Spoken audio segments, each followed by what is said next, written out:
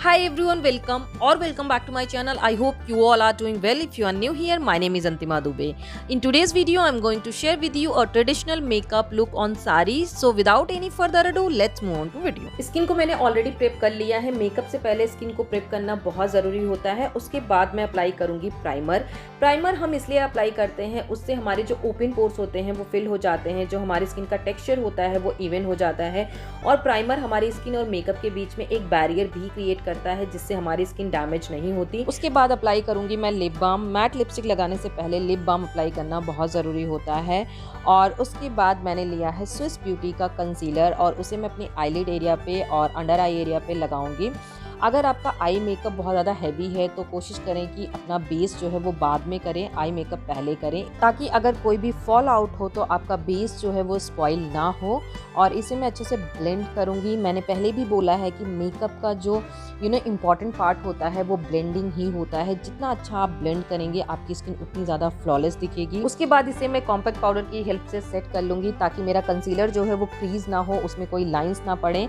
और इसके बाद मैंने लिया है यहाँ पे वेट एंड वाइल्ड का आई शेडो पैलेट। ये पैलेट बहुत ही यूजफुल पैलेट है।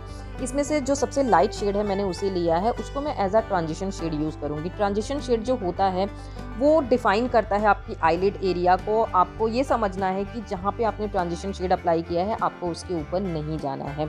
उसके बाद मैंने इस पे अप्लाई किया है एक रेड लिपस्टिक, क्योंकि मुझे रेड एंड गोल्ड मेकअप करना है तो इसीलिए मैंने रेड लिपस्टिक को एज अ बेस अप्लाई किया है, ताकि जब मैं इस पे रेड आई शेडो अप्लाई करूँ तो उसका जो कलर है वो उभर के आए, डल ना लगे।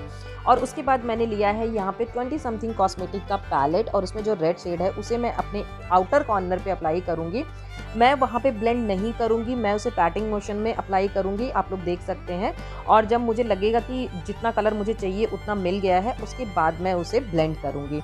और मैं उसे तब तक ब्लेंड करूँगी जब तक मुझे मेरा डिज़ायर कलर नहीं मिल जाता। उसके बाद मैंने लिया है यहाँ पे सेम कंसीलर, उसे मैं फ्लैट ब्रश की हेल्प से अपने इनर कॉर्नर की तरफ अप्लाई करूँगी।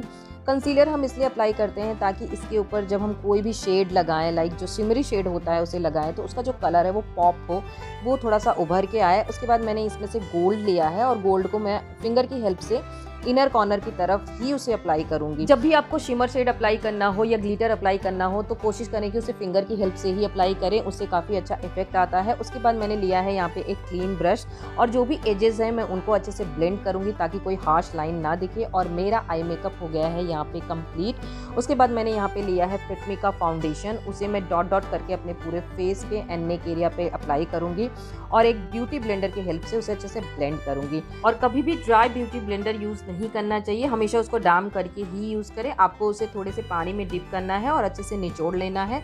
उसके बाद जब उससे ब्लेंड करेंगे तो आपकी फिनिशिंग बहुत अच्छी आएगी और जो प्रोडक्ट है वो ज़्यादा वेस्ट नहीं होगा, क्योंकि जो ड्राई ब्यूटी ब्लेंडर होता है वो प्रोडक्ट को एब्जॉर्ब कर लेता है।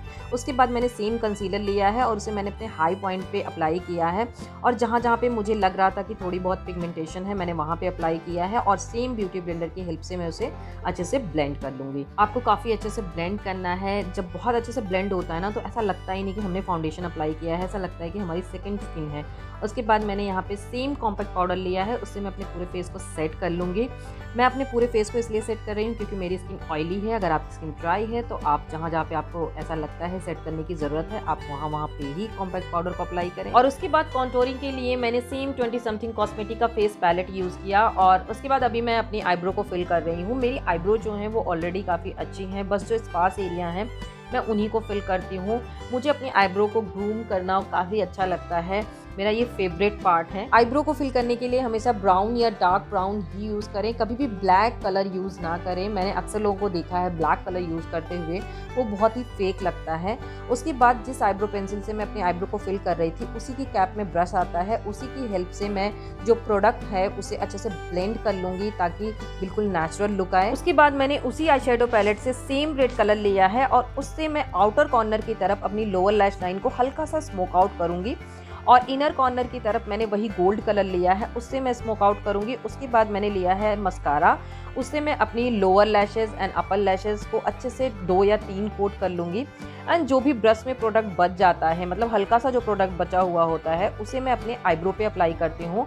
इससे क्या होता है कि आपकी आईब्रो जो है वो पूरे दिन सेट रहती हैं। ब्लश के लिए मैंने सेम फेस पैलेट यूज़ किया है, उसमें आपको 2 कलर मिलेंगे, एक लाइट और एक थोड़ा सा डार्क। जो डार्क वाला है मैंने उसको अप्लाई किया है क्योंकि आज का जो मेरा मेकअप लुक है वो थोड़ा सा ब्राइट है, तो उसके साथ वही कलर जा रहा था। और उसके बाद मैंने हाइलाइटर के लिए यहाँ पे यूज़ किया है वेट एंड वाइल्ड का हाइलाइटर, और उसे मैं अपने हाई पॉइंट्स पे अप्लाई करूँगी, जैसे कि ब्रिज ऑफ नोज, क्यूपिड बो, चिन एरिया, ब्रो बोन। एंड उसके बाद मैं पूरे मेकअप को मेकअप सेटिंग स्प्रे से फिक्स कर लूँगी। मेकअप मेरा ऑलमोस्ट डन हो चुका है, बस लिपस्टिक अप्लाई करना बाकी है। तो मुझे कमेंट बॉक्स में ज़रूर बताना कि ये मेकअप लुक आप लोगों को कैसा लगा। वीडियो पसंद आई हो तो इसे लाइक कर देना, शेयर कर देना, और अगर आप मेरे चैनल पे नए हैं तो प्लीज़ इसे सब्सक्राइब भी कर देना। बगल में एक बेल बटन बना होगा, उसे ज़रूर प्रेस कर देना ताकि मैं जब भी कोई वीडियो डालूं तो आपको नोटिफिकेशन मिल जाए, आप मेरी कोई भी वीडियो मिस ना करें। मिलती हूँ मैं आपसे अपने नेक्स्ट वीडियो में, तब तक के लिए गुड बाय, टेक केयर।